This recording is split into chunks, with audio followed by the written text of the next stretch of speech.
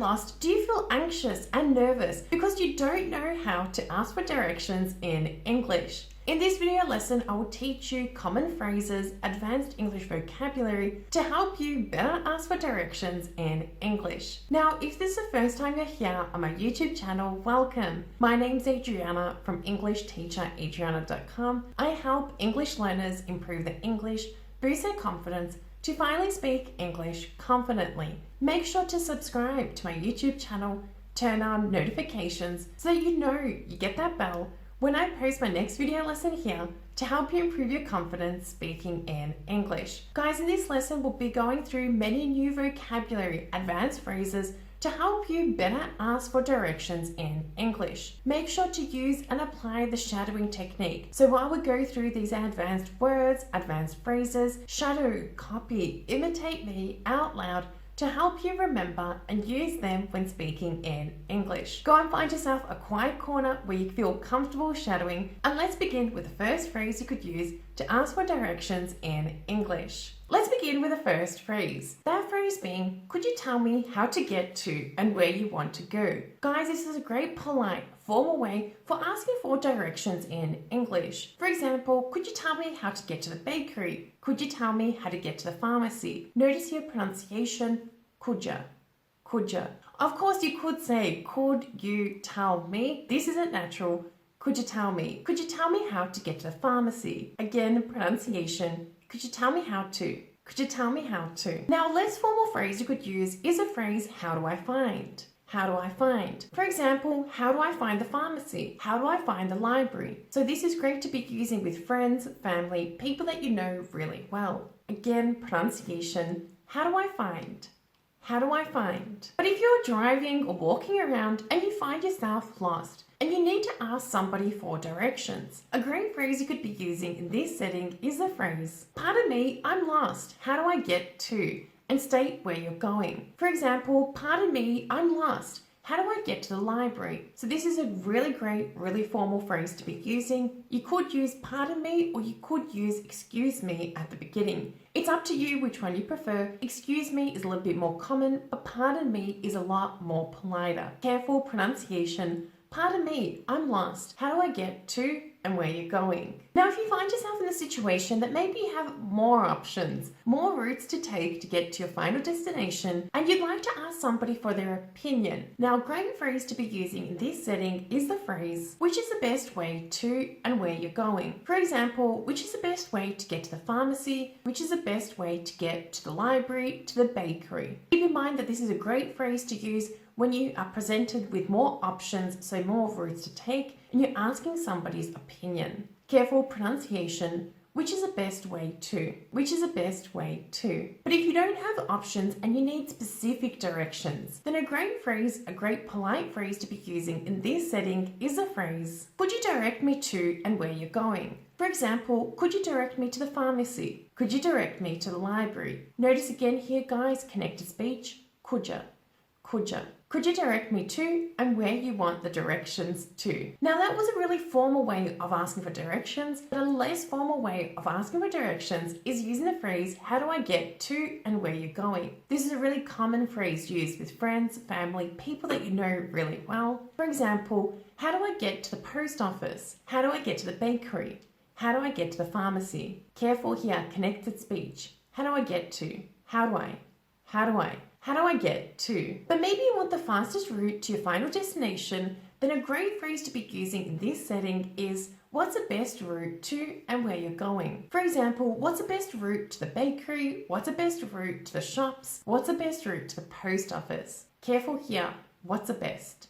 What's the best? Again, connected speech, you could say, what is the best? But us native English speakers, we contract this, what's the best? What's the best way to the pharmacy? Now, a really concrete and a really direct phrase you could use is a phrase, where is, and state what you're looking for. For example, where's a restaurant? Where's a library? Where's a post office? So if you know specifically what you're looking for, it's a great phrase to be using. It is a little bit direct, but it is okay to be using with people who you know and who you're asking that information and expect them to know that answer. Careful pronunciation, where is, where is. Now the phrase, excuse me, how can I get to, is a great polite phrase to be using with people that you don't know really well. Maybe you've seen them on the street, or maybe you're asking somebody that you don't have a good relationship with. For example, excuse me, how can I get to the post office? It's a great phrase to be using in these settings. Careful pronunciation. Excuse me, how can I get to, and state where you're going. Excuse me, how can I get to the post office? Now, a less formal way of expressing this, but still a very polite way, is by using the phrase, can you tell me the way to, and state where you're going. For example, can you tell me the way to the post office? Here you could also use the modal verb could.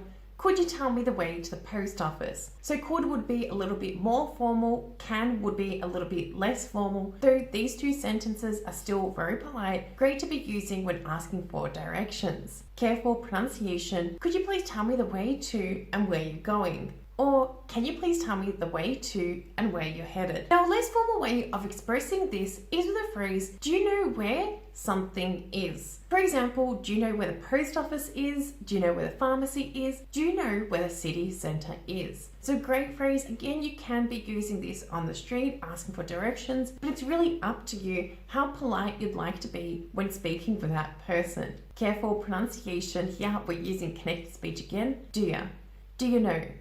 Do you know? Do you know where the post office is? Now you might find yourself in a small town, small city, and you are wondering if that person you're speaking to is able to help you. A great way to see if they can help you out is by using the phrase, are you from around here? Are you from around here?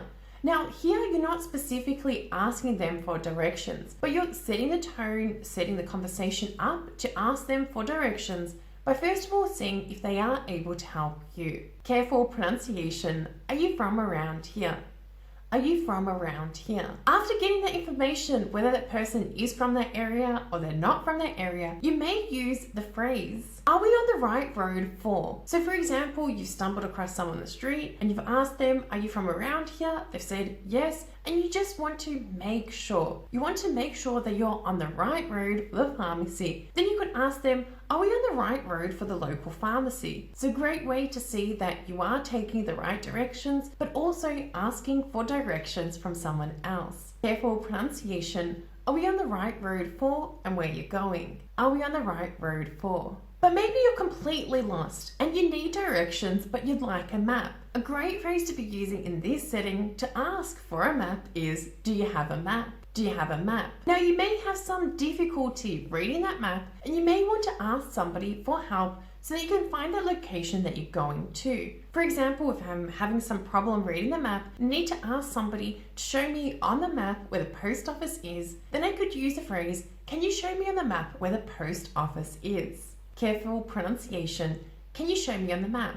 Can you show me on the map where the post office is? Remember guys, that practice makes perfect. Make sure to watch this video lesson a few times. Use and apply the shadowing technique. So listen, repeat out loud, use these phrases, say these examples to help you remember and use them when speaking in English. Let's take it one step further now by completing a homework task together. Watch this video lesson for a third time. Choose 5 new phrases, 5 new expressions you've come across in this video lesson and use them in a sentence in the comments below this video. Also, if you found this video lesson useful, make sure to smash that like button, like this video and subscribe to my YouTube channel, turn on notifications so that you know you get that bell when I post my next video lesson here to help you improve your English. Continue learning with me by downloading my free audio guide where I share with you exactly what you need to be doing every single day to drastically improve your confidence speaking in English. Thank you for watching,